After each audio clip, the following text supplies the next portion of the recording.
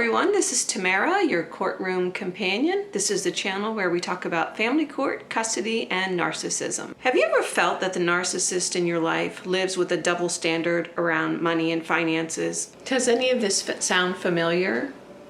If it does, stay tuned because I'm going to give you 5 tips and 1 bonus tip that will help you navigate this important topic.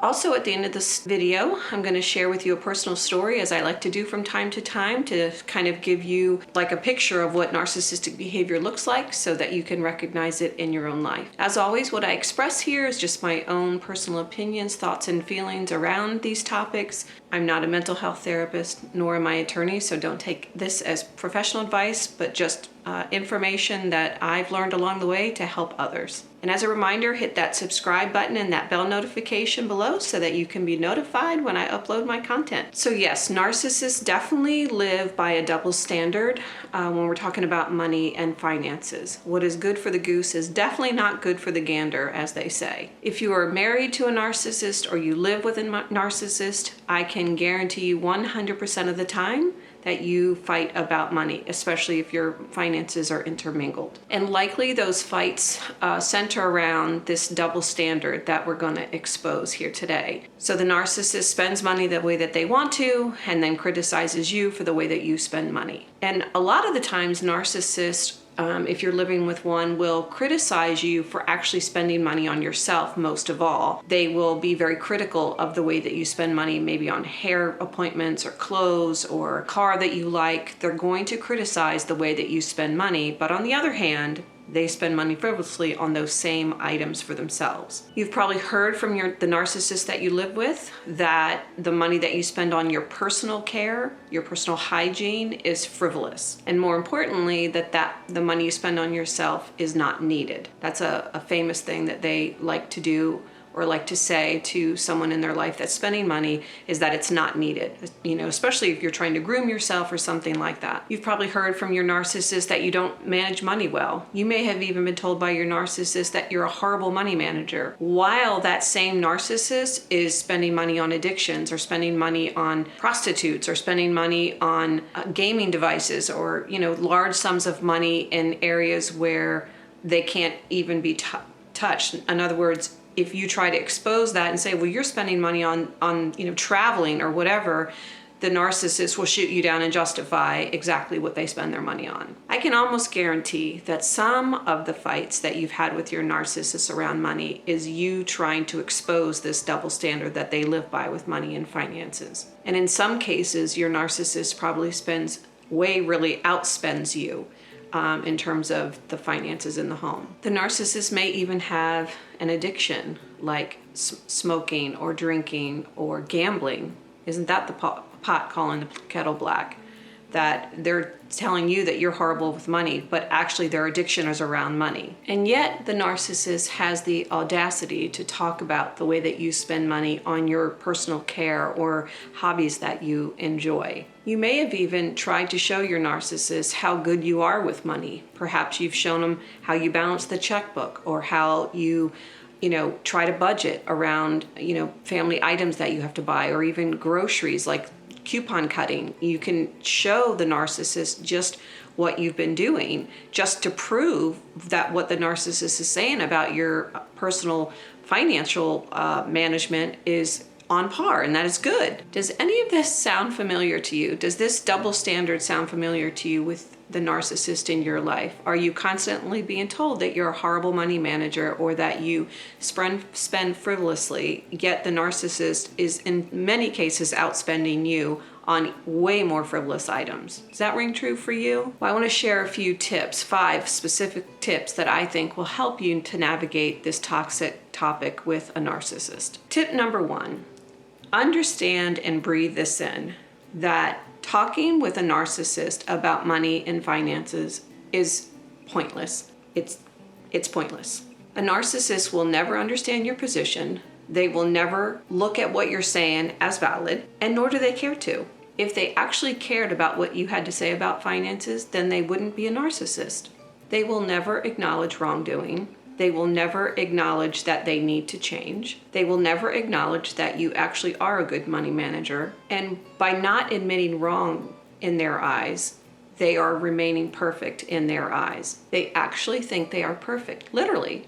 So if you try to expose them by sharing your side of the story, which oftentimes is reality, they live in a false reality. So if you try to expose them with proof, then they're not perfect. And that is like the worst thing you can do, is to expose them as not being perfect. And if you do try to expose this imperfection around money with them, they will make you suffer. They'll make you suffer financially. They might cut off credit cards. They may make you suffer emotionally. Maybe they'll try to turn the kids against you. They'll do whatever they have to do so that you don't bring up this topic again. Understand and breathe this one in as well, that talking about money and finances with a narcissist is like talking to them about a grocery list, chores around the house, what vehicle to buy, where to live, what furniture to buy, where the kids go to school. It doesn't matter. They approach every subject the same. They are the victim and you are the horrible person or the perpetrator. So it doesn't matter what you talk to them about, it all ends up the same.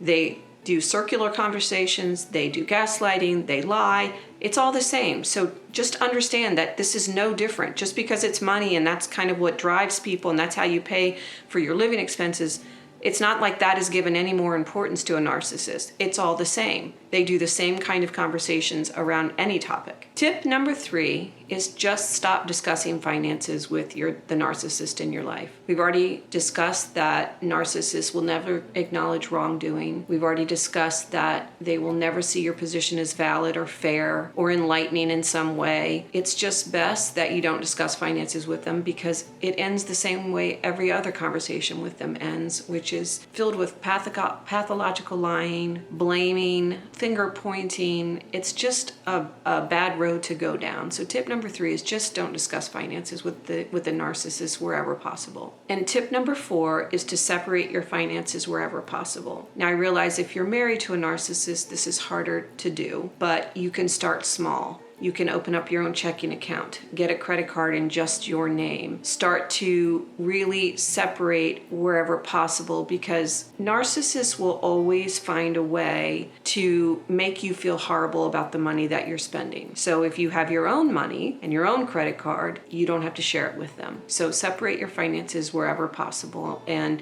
just do it a little at a time. And tip number 5 is really important. It's to document. Document the money that the narcissist is spending, and you're spending, actually. If you still have together finances, start documenting everything that you spend and everything that the narcissist spends. And that means gathering copies of credit cards, copies of bank statements, copies of vehicles that they purchase, copies of the gambling or money withdrawals that they're making. And the point of this is twofold. The first is to prove to yourself that what you're saying is actually reality. If you've lived with a narcissist for any amount of time, they have probably done a good job at destroying your self-esteem, destroying your self-confidence, and a lot of times they even make you second guess your own reality. And by documenting, you can actually see for yourself that you are a good money manager, and that oftentimes is needed if you've been beaten down by a narcissist emotionally,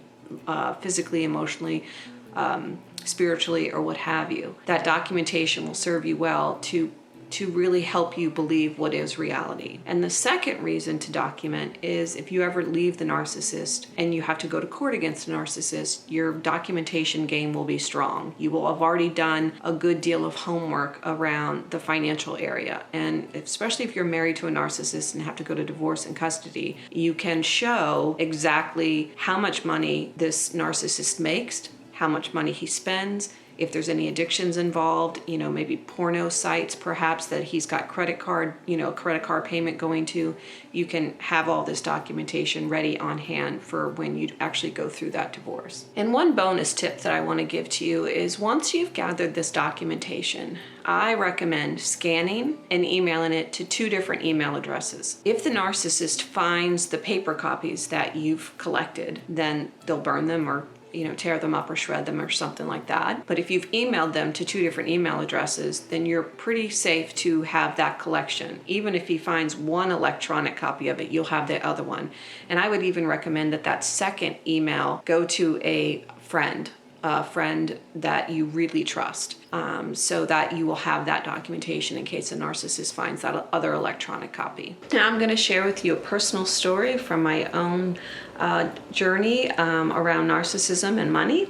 And the narcissist in my life, my previous relationship, he would always spend money on big ticket items, whatever the latest electronic gadget was, whatever the latest phone was, whatever, gaming station. He always had the latest and greatest. He spent money whenever he wanted to and would always criticize me for how much my hair cost to have done, or the makeup I bought, or the clothes that I bought. He was always coming down hard on me for the money that I spent on myself. And one thing that I found very interesting and very telling as I kind of looked back on it over the years, when our son was very young, 3 or 4, we put him in drum lessons. And you would think that with a child that age, just starting out at drum lessons, the most practical thing in my mind to do is to just buy a small drum pad or a very small kid-size drum set so they could practice on, right? Nothing too expensive, nothing too elaborate. You don't know if they'll like it. You don't know if they'll be any good at it. You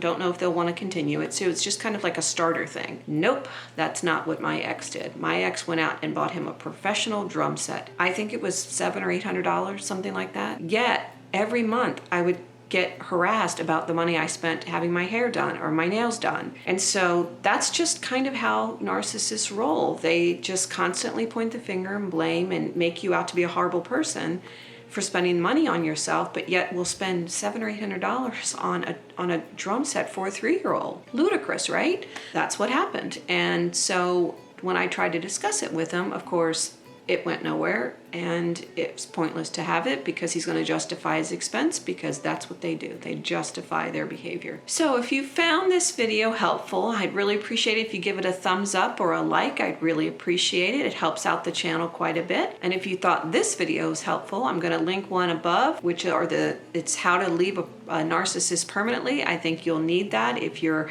thinking about leaving a narcissist. That video has 10 things that you need to understand before you leave a narcissist. As always, take care, and I'll see you next time. Bye-bye.